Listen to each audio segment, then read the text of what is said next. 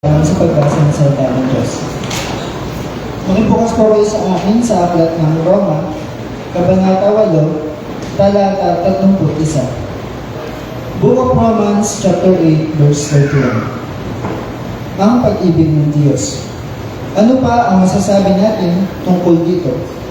Kung ang Diyos ay panig sa atin, sino ang laban sa atin?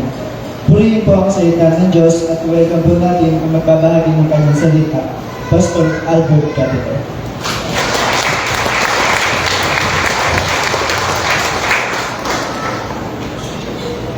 Tayo po yung manalangin. Pwede po natin yung ang ating mga ulo. Ikita natin mga mata. Handa ng ating respeto sa Diyos. O aming Diyos na buhay, makapangyarihan sa lahat. Kami po ay nagpapasalamat sa oras ito na kami ay muling makikipag-liig sa inyong banal na presensya.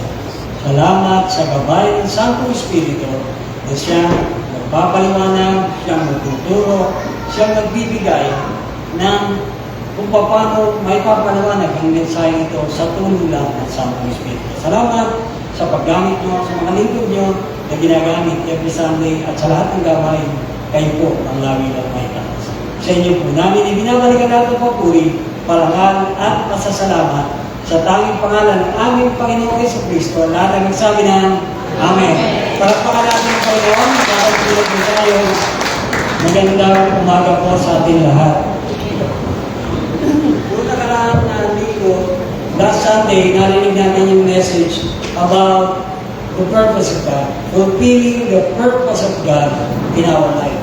Pero ito, kung paano rin yung purpose ng Panginoon, alam natin, dapat malaman natin, kapag kasama natin ang Diyos sa bawat araw, mangyayari ang kanyang dakilang kalooban. Amen. Kaya itong message dito ay tungkol sa confidence natin sa Panginoon.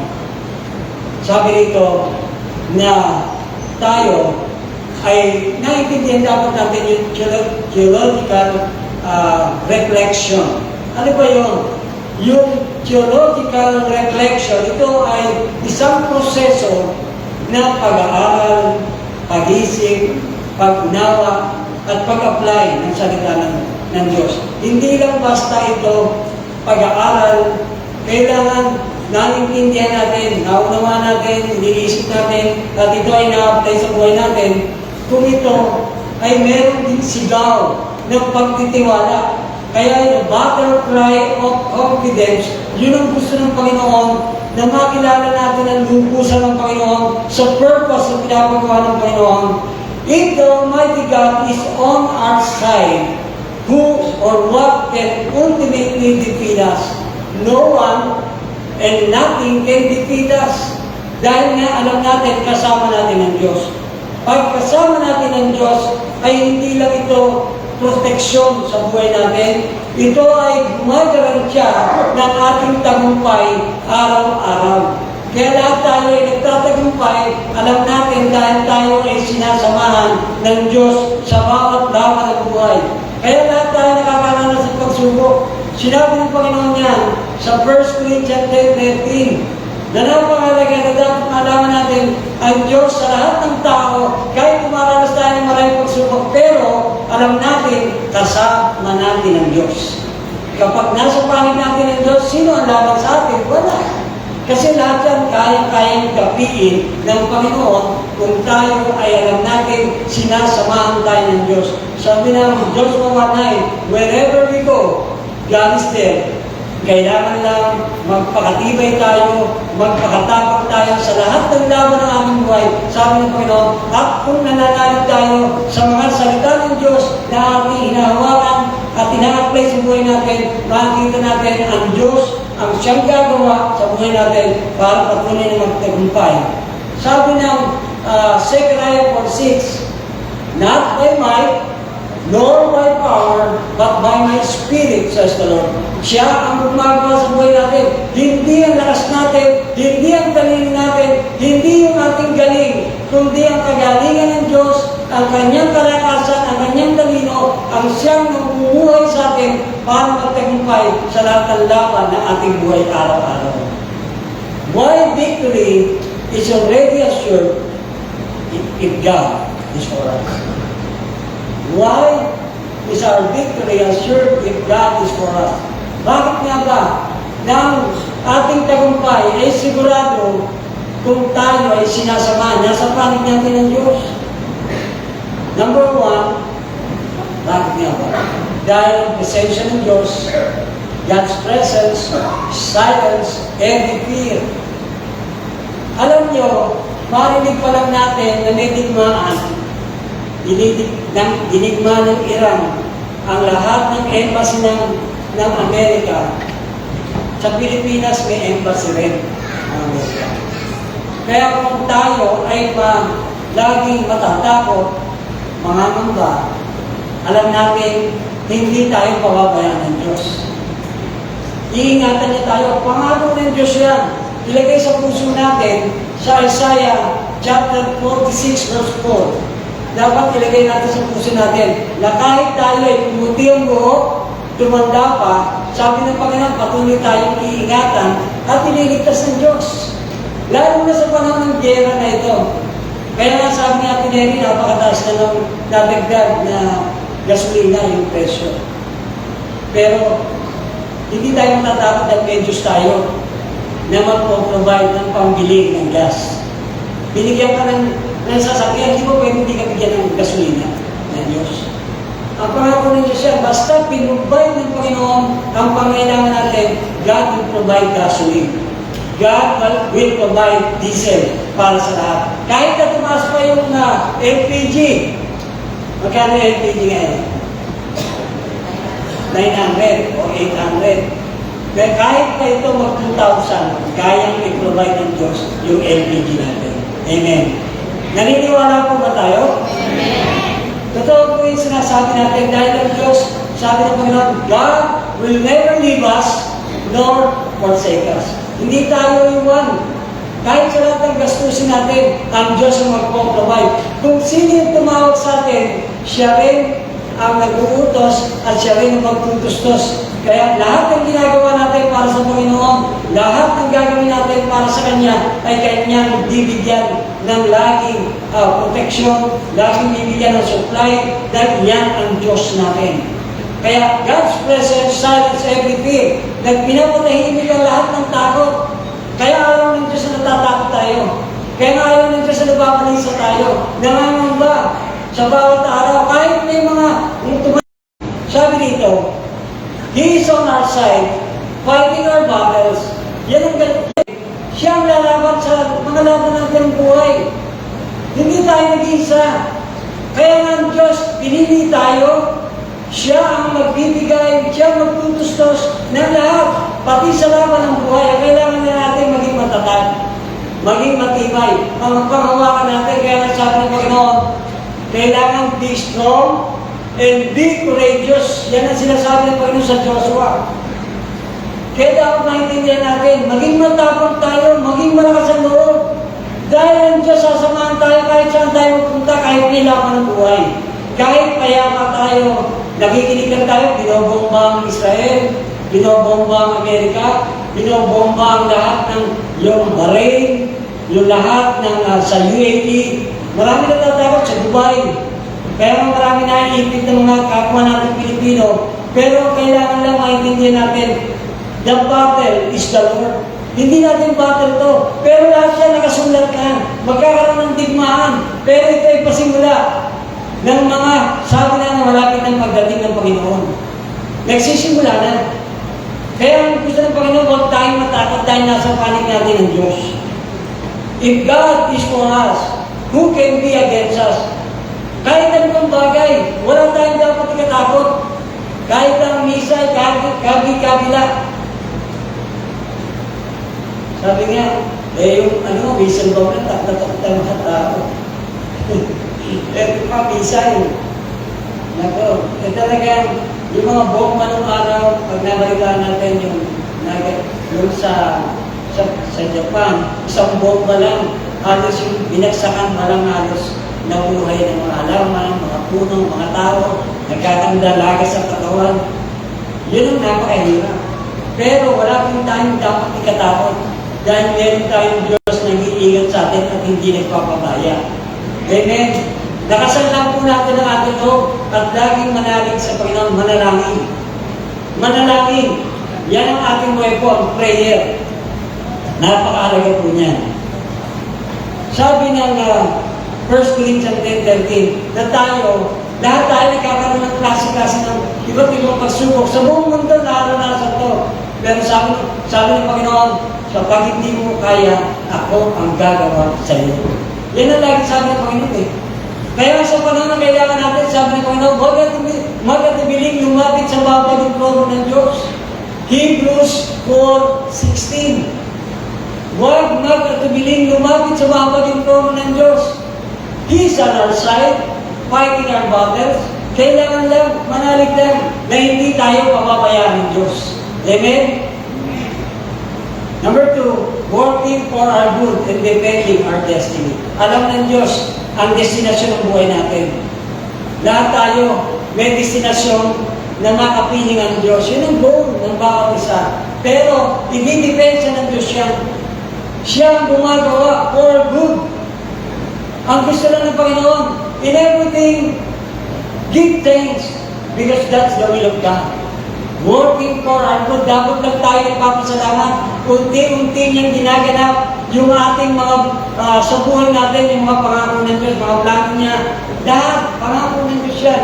Sa bawat plano ng buhay natin, maraming nagaganap, maraming magiging hindrance, maraming battle, pero ang Diyos, siya ang gagawa para sa atin, depending on our destiny. Siya ang mapangyayari ang ating destinasyon dahil nga tayo ay may plano ang Diyos sa buhay natin. Number 3, we are not raising our family alone.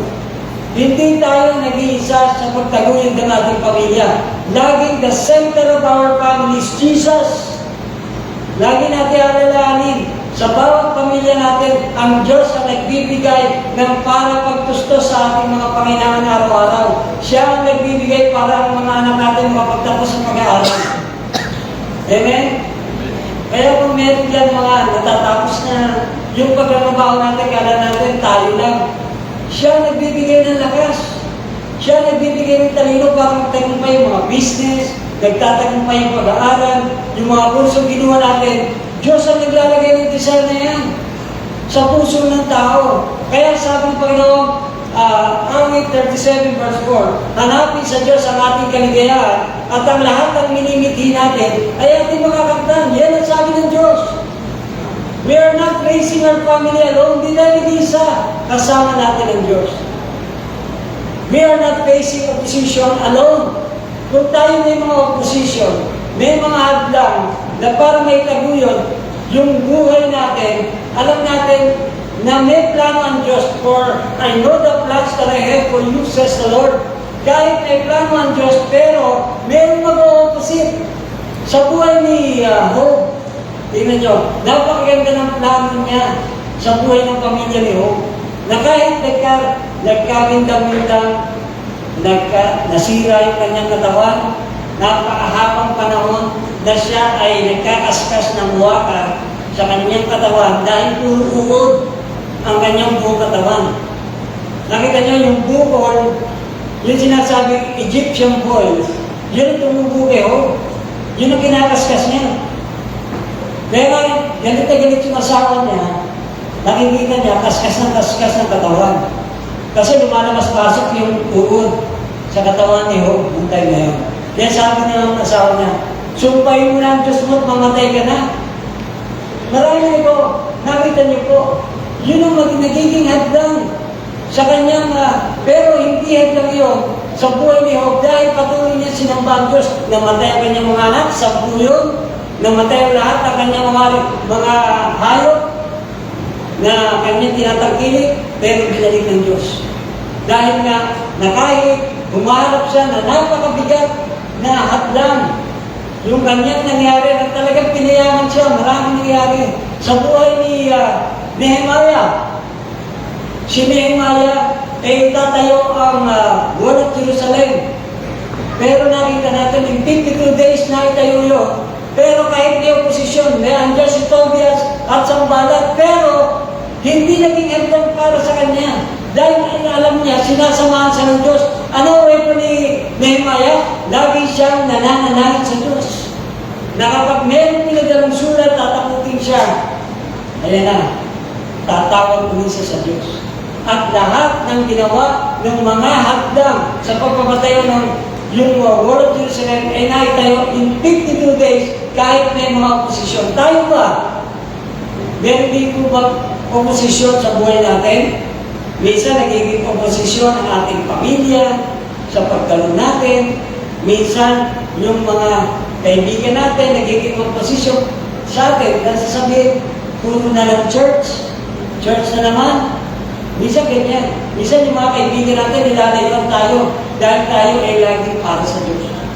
Maraming ganyan sitwasyon sa buhay natin. Pero kahit tayo ay umaharap sa napakaraming pagsubok, minsan sa pag-aaral, minsan nagkakaproblema yung trabaho natin para mapag-aaral natin mga anak. Pero ang Diyos, tuloy-tuloy pa rin nag-encourage sa atin. Kasama natin ang Diyos, mapapatapos niyan. Ako bahala dyan sa mga anak. Ganyan ang Diyos. We are not facing opposition alone. Lahat, lalabanan ng Diyos yan. Dahil nasa panig natin ang Diyos, ang kailangan natin patuloy na sumigaw ng pagtitiwala sa Diyos. Sigaw o hiyaw ng pagtitiwala. The battle cry of confidence unto the Lord. Hallelujah. Then, number 5, the Creator of heaven and earth is backing us up. Nasa likod natin ang Diyos na buhay na may likha ng langit at lupa. Yan ang ating Panginoon Jesus. Laging nariyan para mapagtagumpayan natin yung hirap. Huwag tayong magreklamo na yung booking natin ay nabulyaso. Ganina sinabi. Pero tama yung ginawa ng ating kapatid. Patuloy nagpasalamat. Pasalamat lang. At huwag tayong maninisip dun sa mga tao. Kaya talagang ang Creator of heaven and earth is backing us up. Binabakapan tayo. Hindi tayo nag-iisa sa laban. Amen? Kahit ano pang hirap, kahit ang mga halos sa akin, 24 countries ang binobomba ng Iran. At marami pa, nagtutulong-tulong. Kaya nga kita natin, nagtutulong ang China, ang North Korea, tutulong sa Iran para buhin ang maraming bansa sa buong mundo. Pero hindi tayo natatakot dahil kasama natin ng Diyos. Amen? Amen? Amen. Kasama po natin ng Diyos. Huwag po tayong matakot. Kahit ang bigas, biglang tumasali ang bigas eh. Sabi nga, 20 pesos lang ang bigas per kilo.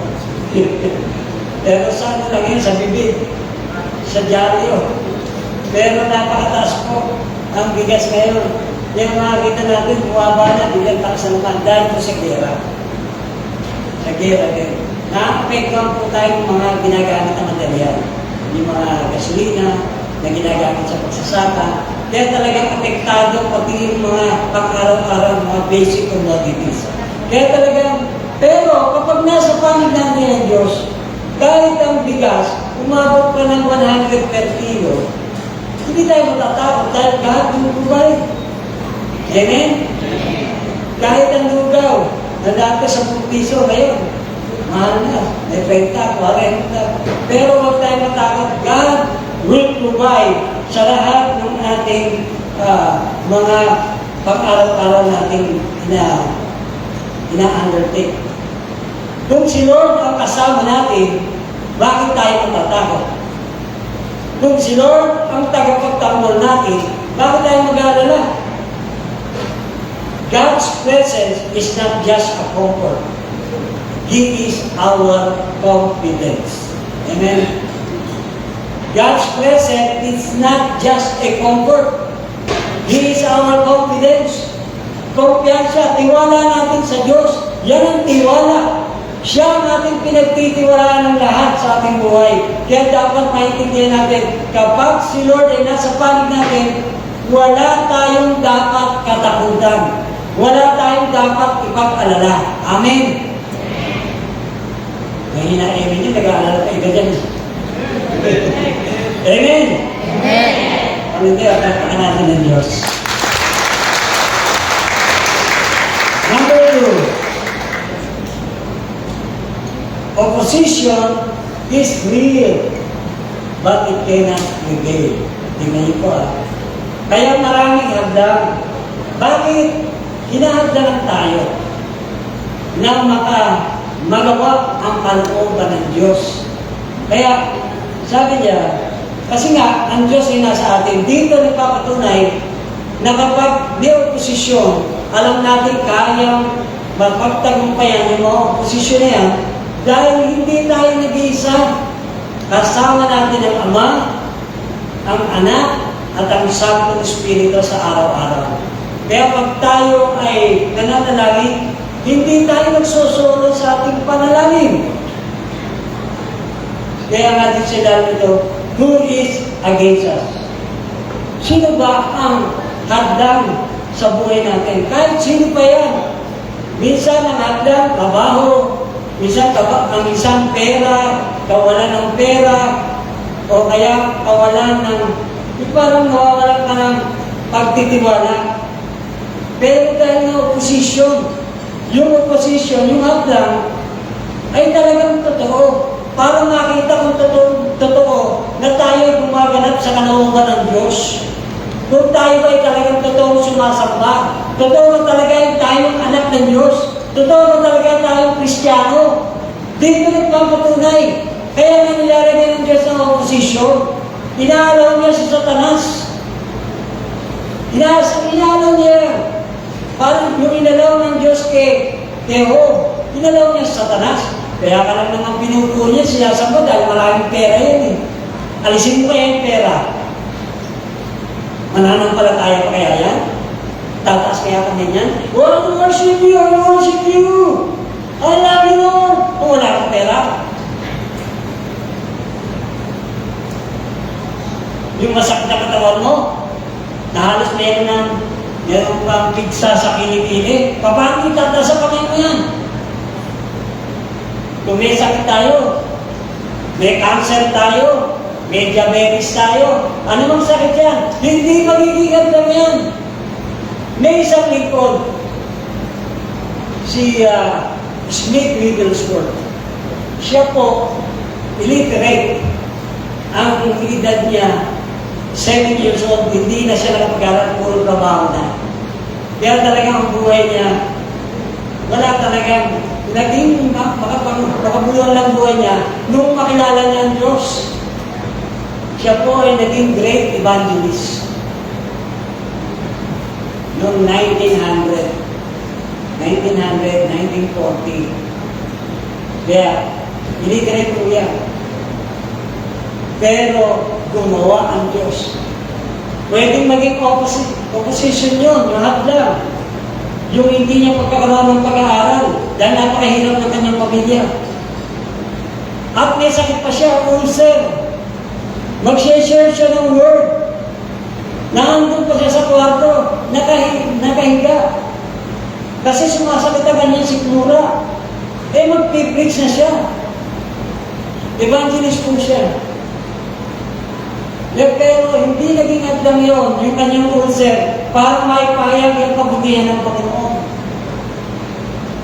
Marami po ng mga lingkod na may sakit, pero nagagamit ng Diyos at pinapagaling ng Diyos.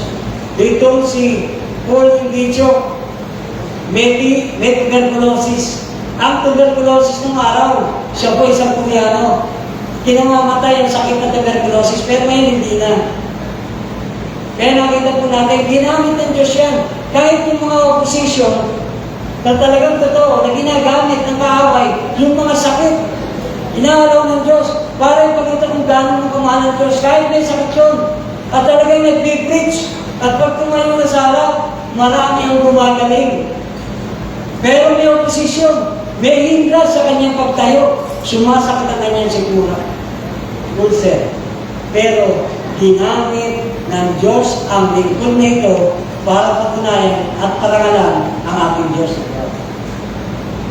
Tayo po, kahit maraming hindrance, maraming opposition, minsan tao, minsan bagay, minsan yung mga trabaho, ano mga bagay na hinahadlang para hindi mangyari ang panahon ng Diyos. Pero, hindi ito mananatili. Dahil hindi pababayaan ng Diyos kahit may posisyon, tinitingnan lang ng Diyos kung totoo ba yung pag-ibig natin sa Kanya. Totoo ba yung ating paglilingkod? Kaya yung ating pagdalo rito every Sunday, tinitingnan ng Diyos kung talagang totoo tayo. Pag may problema ba, hindi na tayo sasamba? Kung may sakit ba, hindi na tayo sasamba? Kung wala pang pera, hindi na tayo sasamba. Kung meron bang mga kaibigan na nag-aaya sa atin, hindi na tayo sasamba. Unahin natin ang Diyos. Unahin natin ang Diyos. Unahin po natin ang Diyos.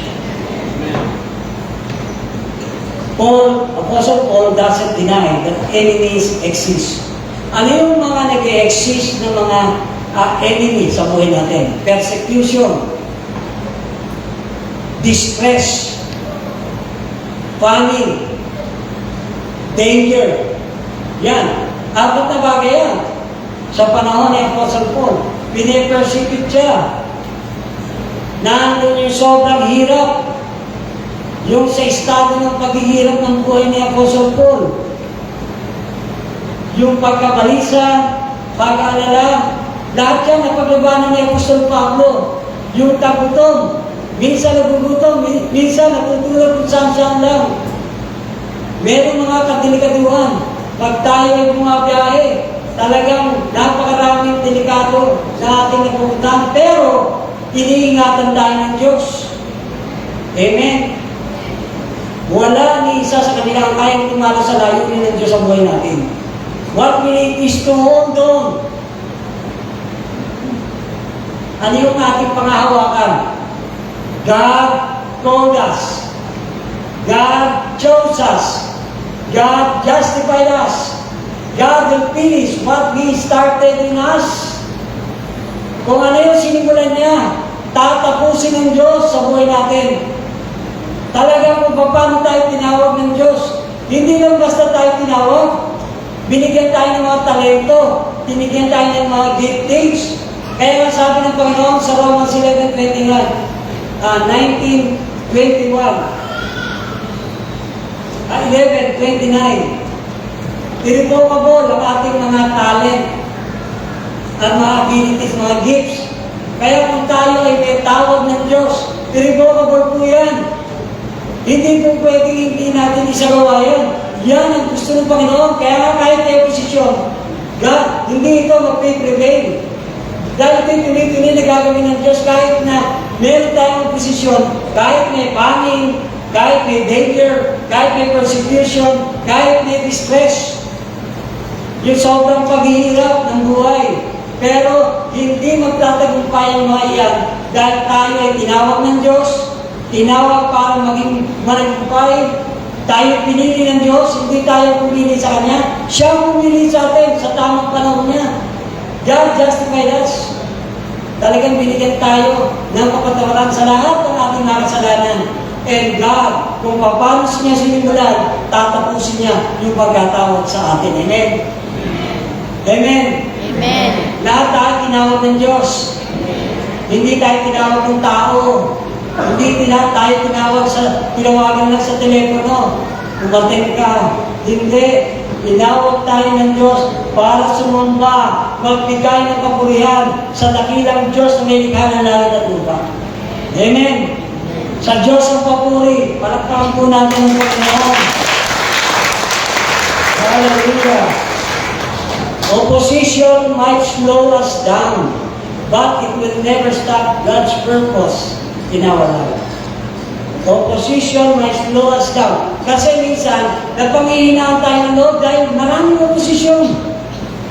But it will never stop God's purpose. Talagang yung purpose ng layunin ng Diyos sa buhay natin ay talagang binabantayan niya yan. Tinitingnan niya yung ating magiging katapusan. Dahil alam na ng Diyos kung anong tawag natin. At tatapusin niya yung pagkatawag sa atin. Lahat tayo. Kahit tayo sa panahon, yung nakarampang tinawag, yung mga 1970, 1980, 1990, 2000, 2005, 2010, 2015, 2020, 2026. Kahit ngayon lang tayo tinawag ng Diyos, pero tatapusin niya hanggang sa muling pagbabalik ng Panginoon. Sabi ng Panginoon, dala-dala niya ang reward. ibinigay sa Panginoon, yung ating pinaglingkod. Hindi nasasayang ang ating pagpapagal, hindi nasasayang ang ating paglilingkod. Lahat, yung ginagawa natin, yung sakripisyo, pagpa-practice, sa music ministry, naranasan ko yan, na talagang kahit umuwi na ng gabi-gabi, talagang maibigay lang ang the best na praise and worship para sa Panginoon. Amen? Para makapagsamba ang mga lingkod ng Diyos ng napakagandang mga awitin para sa Panginoon. Minsan may opposition pa. Pagkakanta ka.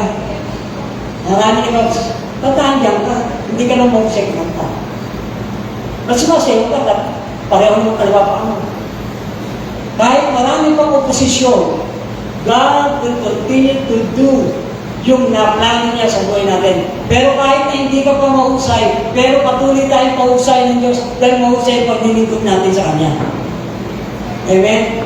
Ibigay natin ang the best sa paglilingkod. Kasi yung pag-upo niya dyan, hindi yung pahirap. Worship po yan. God is looking for the true worshiper who will worship Him in spirit and in truth.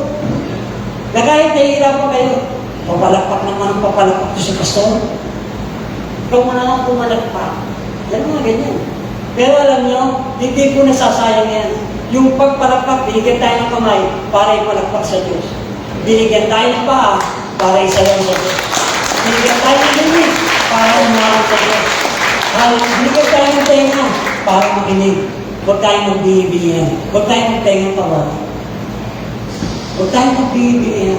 Ibigay natin sa Diyos ang para sa Diyos. Amen? Dahil napakabuti ng Diyos.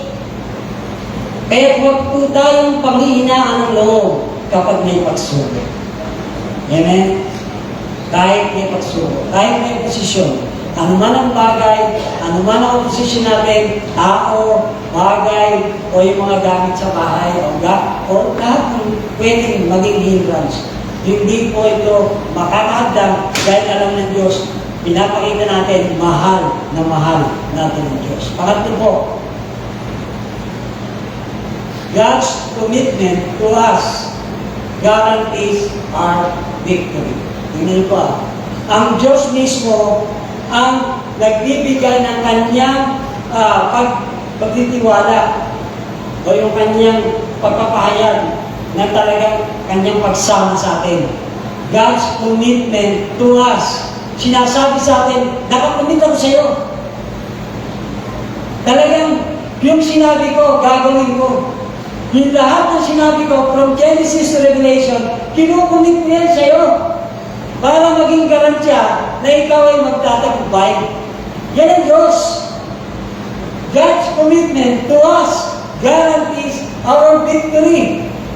Kaya sabi ng Romans chapter 8 is full of evidence that God is fully invested in our life. Talagang ininvest niya lahat para sa atin. Ang kanyang lakas, kanyang talino, lahat ng nasa Diyos, binigay sa atin.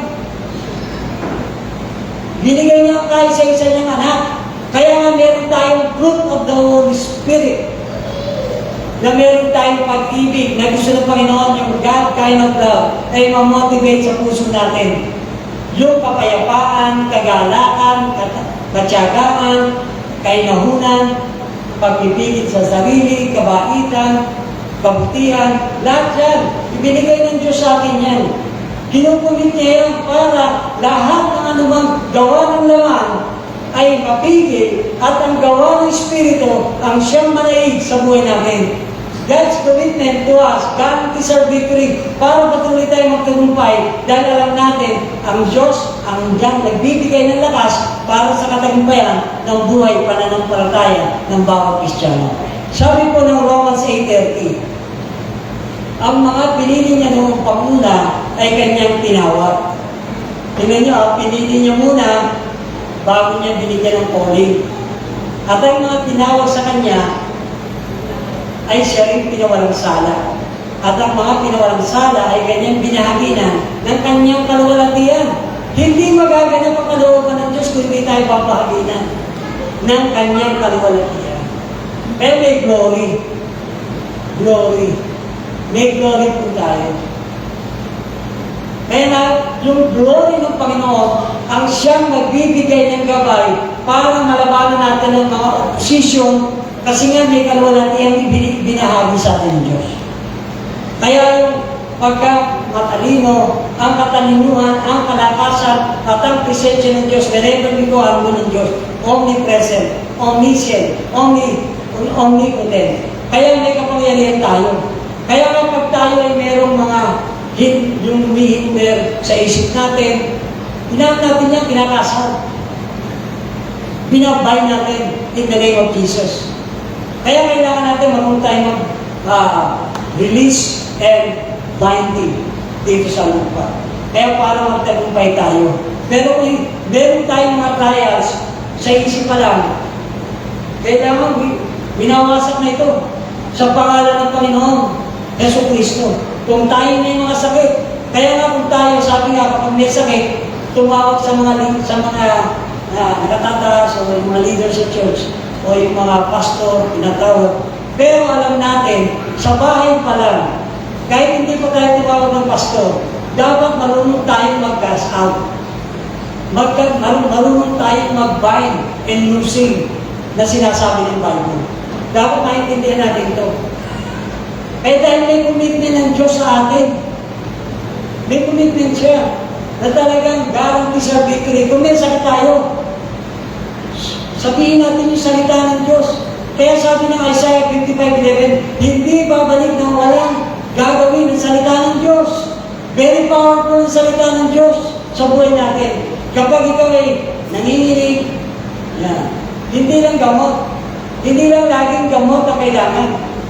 Laging ang tawag sa Diyos. May commitment siya sa atin. Nagpagagalingin tayo sa lahat ng sakit. Sabi niya yan, lahat siyang tinalihan na doon sa krus sa Kalbaryo.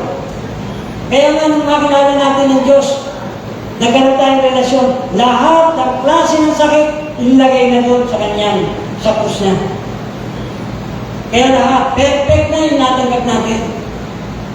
Walang sakit, magagamit tayo. Kasi pag may sakit tayo, hindi tayo magagamit para sa kapurihan ng Diyos.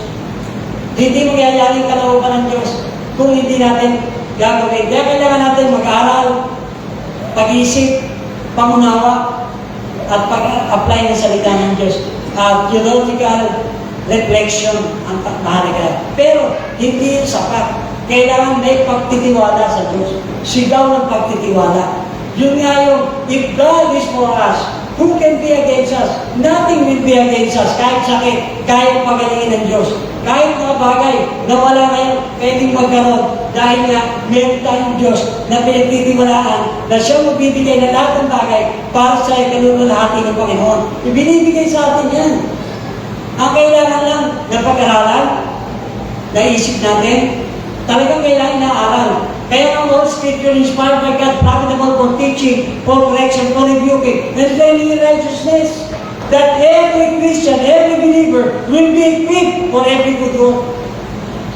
Talagang kailangan na mahanda tayo sa mga mabubuting gawain para sa Panginoon, para ang Diyos ang laging nabigyan ng parangal. Sabi po ng Romans 8:32, kung ang sarili niyang anak ay hindi niya ipinagkait, sa halip ay binigay para sa ating lahat. Hindi kaya niya ibibigay ng masagana sa atin ang lahat ng bagay. Tingnan niyo po yan. Sarili niyang anak hindi pinagkait sa atin. Ibinigay niya, dinandog niya sa mundo. Parang lahat ng kikilala sa kanya ay magkakaroon ng buhay na sagana. Buhay na walang hanggan. Masagana. Pag masagana ba, ang Diyos ba, tinitipid tayo? Hindi tayo tinitipid. Hindi tayo hihingi sa Diyos na sobra-sobra. Kasi yan, sobra-sobra yan eh, masagana yun eh. Humingi ka ng sagana, sobra-sobra. Hindi sasabihin ng Diyos, sobra ka na humingi. Hindi po, masagana siya nagbibigay sa lahat ng bagay. Kaya hindi tayo titipirin kung kailangan natin. Kaya minsan, hindi binibigay ng Panginoon. Sabi, hingi ka, Lord, bigyan mo ako 1 million. Kasi kailangan ko. Baka naman ang motibo ko, pagyayaw ko muna na yan. hindi bibigay ng Diyos yan. Saan mo ba gagamitin? Kaya, hindi ka, meron kasing mga paghingi na mali ang motibo sa paghingi. Kaya kailangan, pag humingi tayo, hindi nga niya pinagkita kanyang anak, kahit sa isa niyang anak. Pero, hindi rin niya ipagkakait ng ang lahat ng bagay na kailangan natin.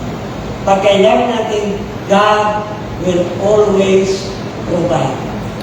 God will continue to release His blessing para sa ikaluluwalhati ng kanyang pangalan. Hindi dahil para magyabang, kaya tayo humihingi sa Diyos. Kapag magyayabang tayo sa paghingi natin, hindi na sasagutin ng Diyos yun. Kaya itutulong sa atin, patuloy tayong marunong maghintay sa tamang panahon ng Diyos sa buhay natin. Tinitingnan yung lifestyle natin. Tinitingnan yung character natin. Tinitingnan po ng Diyos lahat yan. Kaya talagang, ang Diyos ay masaganang nagbibigay sa lahat. Lahat tayo, commitment ng Diyos yan, pagpalain tayo. Bigyan tayo, kaya napalito ng Diyos para bigyan tayo ng buhay na ganap at kasesya. Pag sinabing buhay na ganap, perfectong buhay. Hindi po may problema, hindi na perfecto ang buhay natin. Kaya lang perfecto dahil kasama natin ang Diyos sa araw-araw, ang Diyos na buhay. Kaya nagiging perfect yan. Dahil hindi niya pinababayaan na magtagumpay yung mga oposisyon na yan, yung mga bagay na nangyayari, committed ang Diyos sa buhay natin para tayo ay pagpalain, patuloy natin tayong ingatan. Mula pagkabata hanggang sa pagtanda, iingatan tayo ng Diyos. Isaiah 46 verse 4. Yan ang sabi ng Panginoon, kahit puti pa ang buhok natin, ako puro puti na buhok. Pero alam ko, iingatan tayo ng Diyos. Tayo, tingnan natin ang mga buhok natin sa langit. Pati nga buhok natin bilang ng Diyos. Tingnan niyo po, ganun tayo kamahal ng Diyos. God's commitment to us para ibigay guarantees our victory. Romans 8:34. Sino ang hahatol upang sila'y pagsahan? Si Kristo Jesus ba na namatay? Ngunit higit sa lahat, muling binuhay. At ngayon ay nasa kanan ng Diyos upang mamagitan para sa atin. Tingnan nyo ha, commitment niya yan. Para mamagitan sa atin. Ano ba? Ano ba ang kulang natin? Ano ba ang problema natin? Siya na mamagitan sa atin. Yan ang ating Panginoong Isus. Very committed. Kaya wala na tayong hanapin pa. Kahit mahirap pa ang ating pinagdadaanan, kahit mahirap pa ang sitwasyon, lagi may sagot ang Diyos sa lahat ng sitwasyon sa ating buhay. Dahil alam ng Diyos at sinabi ng Diyos, mahal na mahal na mahal na mahal na mahal na mahal na mahal na mahal na mahal tayo ng Diyos.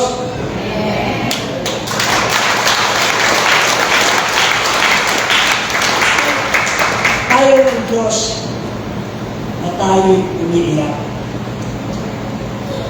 Ayaw ng Diyos na tayo'y malulungkot. Ayaw ng Diyos na tayo ay natatakot. Ayaw ng Diyos na tayo nag-aalala. Naku, paano kaya yan? Bukas mag-aaral na naman ang anak ko. Saan ako kukuha ng pangbaon? Paano yung pang-almusal nila? Ano sabi ng Bible? Don't worry for tomorrow because tomorrow will care for itself. Matthew 6:34. Pero verse 33, unahin ng Diyos. Pag sumakitan ang kaharian ng langit at ang hari, ang mga hari, at lahat ng kulang natin idaragdag ng Diyos. Ano ay kalulungkot natin? Baka hindi mo na pininiwalaan na ang Diyos ay nakakumit sa iyo. It guarantees our victory. Victory araw-araw. Gusto ng Panginoon, lagi tayong parada sa parada ng tagumpay. Ayaw niya na lagi tayong matatalo. Natatalo lang tayo dahil kulang tayo sa kaalaman ng salita ng Diyos. Hosea 4:6, "My people perish because of lack of knowledge." Kaya lang nangyayari, natatalo tayo dahil wala tayong pagkakaalam sa salita ng Diyos. Kaya nga tayo linggo-linggo, pinapadalo para unawain ang salita ng Diyos, ipamuhay ang salita ng Diyos, para magawa natin ang dakilang kalooban ng Diyos, para patuloy tayong maging matagumpay sa buhay Kristiyano natin araw-araw. Amen. Amen. Hallelujah. Napakabuti ng Diyos. If God has already given His best, His Son, nothing will withhold on us. He will continue to provide in all our needs. Ano man yung needs natin, financial, material, emotional, spiritual, God will provide. Matthew 4, Philippians 4:19. He will continue to protect. 2 Thessalonians 3:3. He will continue to perform His word over our life. 2 Timothy 3:16 and 17. Hebrews 4:12. Our victory is not based on our feelings, but on God's unwavering commitment. Our victory is not based on our feelings. Hindi lang tayo nakikiramdam, ay, nandito Diyos, kumakapa ng katawan ko, nanginginig ako, kasama natin ito, hindi po ganun. Ang paniwalaan natin, sinasabi ng salita ng Diyos. Kung ang salita ng Diyos pinaniniwalaan, pinaninindigan natin, diyan, lugod na lugod ang ating Panginoon. Nalulugod po siya. Kung inuunawa natin ang salita ng Diyos. If God is for us, who can be against us? Why not? Nothing, no one can against us. God will continue to defeat everything for our good. Isaiah 46:4. Yan ang sinasabi ng Panginoon. Hanggang mula ng pagkabata, hanggang ikaw ay tumanda, maging mabuti man ang buhok natin, hindi tayo pababayaan ng Diyos at patuloy tayo ililigtas ng Panginoon. Yan ang Diyos na buhay. Para sa ating conclusion, sabi dito, Romans 8:31, if God is for us, who can be against us? Ang gusto ng Panginoon, always stand on the truth. Always stand on the truth. Kaya nga sabi ng John 8:32, if we know the truth, then the truth will set us free. Kaya dito pa lang sa mundo, makakalaban natin ang anumang gawa, makakalaban tayo sa tulong ng Diyos, kaya natin talunin, kahit anong oposisyon, kahit anong gawa ng Satanas, hindi magtatagumpay ito dahil tayo ay tinitindigan, pinatayo natin ang salita ng Diyos. No one can stand successfully against what God has planned for our life. Kaya wala kahit anong oposisyon ay hindi magtatagumpay dahil may magandang plano ang Diyos sa atin. Number 3, leap ahead and face the storm and always continue to step of faith para sa Panginoon. Leap ahead, huwag tayo lagi parang nakayuko, o parang laging talunan. Hindi. Ilipag natin ang ating mga mukha at harapin natin ang lahat ng anumang kaaway ng ating pananampalataya. Face the storm. Ano man ang bagay ng buhay natin, take a step of faith na galing sa Diyos. We are not alone, not forsaken, not fighting for our victory. Dahil ang victory natin, nilalakaran na lang natin. Dahil ang Diyos mananagumpay, walk in it. Always walk in it. Kaya hindi na natin nilalaman yung tagumpay. Pero dahil nga napagtagumpayan na ng Diyos, lalakaran na lang natin. Amen? Kung alam natin ang salita ng Diyos, kaya nga gusto ng Panginoon, lagi natin ma-remind, we are being told by the Word of God. Kailangan malaman natin ang katotohanan at ang katotohanan magpapalaya sa atin. If God is for us, who can be against us? Amen? Palakpakan natin ang Panginoon. Walang pwedeng gulahin sa ating mga pangalaman ng Diyos dahil kasama natin ang Diyos. Lahat, dahil ang Diyos paling sa atin, kahit sino pa ang maging oposisyon natin, ano man ang mga dadaanan natin mga bagay, ay hindi magtatagumpay kung tayo ay kasama.